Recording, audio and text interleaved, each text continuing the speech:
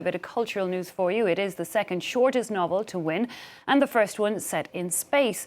British author Samantha Harvey has taken this year's Booker Prize for a tale that follows a day in the life of 6 astronauts in the International Space Station as they contemplate Earth from above. Orbital looks at the themes of mourning, desire and the climate crisis and was dedicated by the winner to everyone who speaks for Earth and works for peace. Here's a quick listen to this year's winner.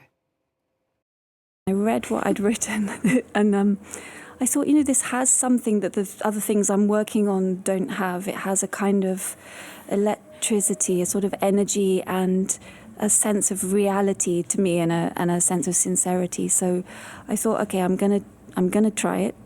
I'm just gonna have to do it well enough to justify my right to write about something like space. I mean, I appreciate that authors are always writing about things they don't know about, but this just felt like quite a leap.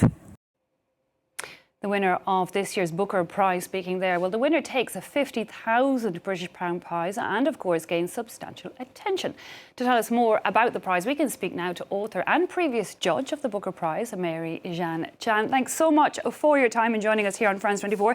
Can I start simply by asking you about this year's winner? Do you know the author? Have you by any chance read the book? Yes, so indeed, I've managed to read the book. So it was great to be at the ceremony as well last night. So I saw Samantha take the prize and it was a delightful moment. And quite unusual, is it not, for such a short novel to win? And I was surprised, in fact, that it's the first one ever about space. Can you give us your impressions of this book, a little review from your perspective? I think this book certainly does show that the Booker winner doesn't have to fit a certain type of book that we might have in mind, a book that's very thick or it's very epic in scale, even though, of course, this one is about space, and so it's epic in that sense.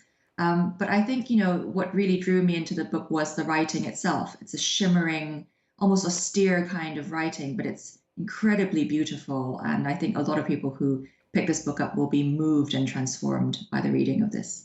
And of course, you are a poet yourself, as well as been an author of prose. You have been a judge on this Booker Prize. Is the writing itself something you look out for more than, we'll say, the plot or that other developments in the book?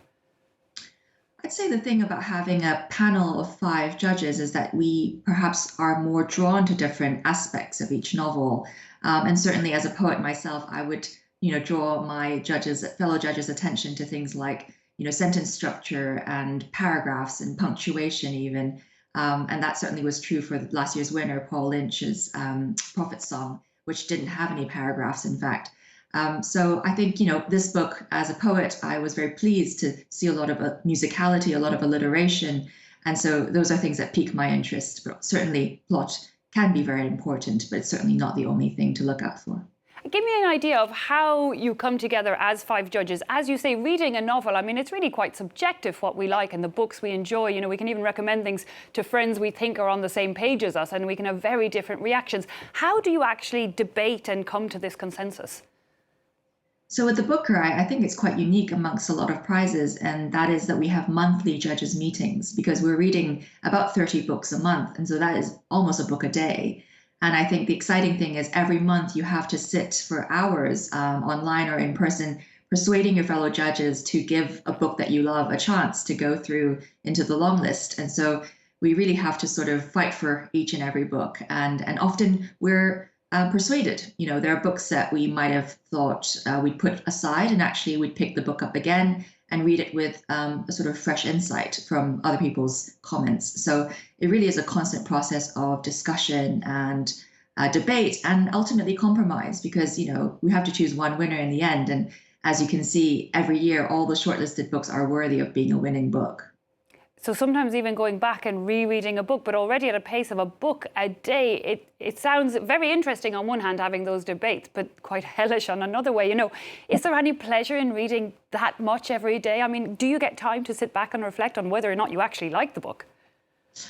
I think that's the interesting thing about this judging process is that when you come across a book that really grabs your attention, the fatigue and the exhaustion of reading falls away and you actually want to sit there and read the entire book. And I personally had that experience reading Paul Lynch's Prophet Song when I was judging last year. and a lot of the other shortlisted books as well. They made you feel the pleasure of reading once again, despite the very rigorous reading regime. So I think, again, judges were unanimous in many ways about the books that rose into the shortlist ultimately.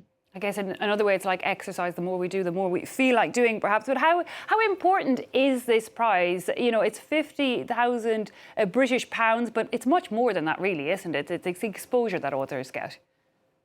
Indeed, I think the Booker can really launch writers into a sort of a new host of audience members who will now pick the book up and they will gift it to other people and they will spread the word. And also, I think it's just such a lovely thing that the Booker celebrates the long list and the short list, because indeed, obviously Samantha is a very worthy winner, but I'm sure a lot of people would agree that any of the other shortlisted books would have deserved to win had it been another panel. So I just think it's a lovely prize that celebrates, 12 writers and then 6 writers and ultimately the winner. But we often, as readers, will, get to enjoy a multitude of different authors every year. And I think that's the special thing about the Booker. Now, correct me if I'm wrong, but I believe that the authors for the Booker are nominated by publishers rather than other awards where it may come from readers or other sources. Do you think that that's a fair process, or does it come down to the bigger, the publisher with the more money having more say or being able to nominate more novels? How does it work? Well, I believe that in any given year, each publisher has, the right to nominate whichever book they would like to. And then there's also a separate process called the call-ins, where publishers actually are allowed to write in letters to the judges and attach a first chapter for a novel that they did not submit as their Booker entry, but they would like the judges to call the book in. And every year, the judges then call in a dozen or so extra novels to consider based on that first chapter.